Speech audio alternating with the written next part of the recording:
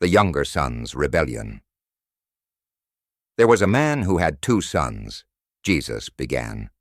The younger son, restless and eager for independence, approached his father and demanded, "Father, give me my share of the estate." Though the father was saddened by his son's demand, he granted the request. He divided his wealth and gave the younger son his portion. Soon after, the younger son packed his belongings and journeyed to a distant land, where he squandered his inheritance on reckless living. As the money dwindled, so did his friends and luxuries. Soon a severe famine swept through the land, leaving the younger son destitute. Desperate for survival, he found work feeding pigs, a humiliating job for a young Jewish man.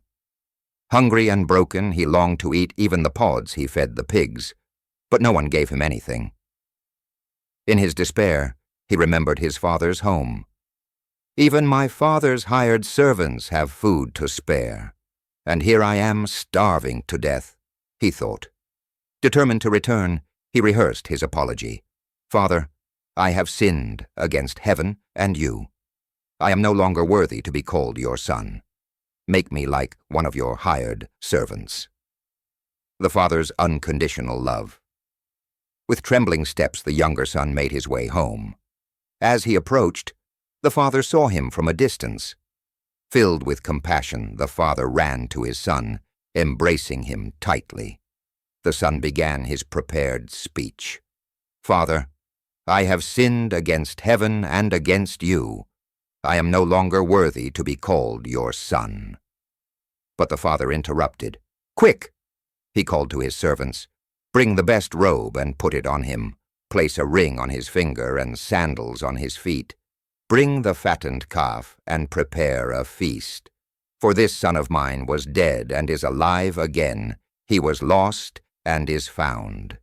And so they celebrated. The older son's resentment. Meanwhile, the older son was working in the field.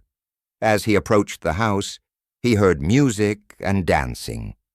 Curious, he asked one of the servants what was happening.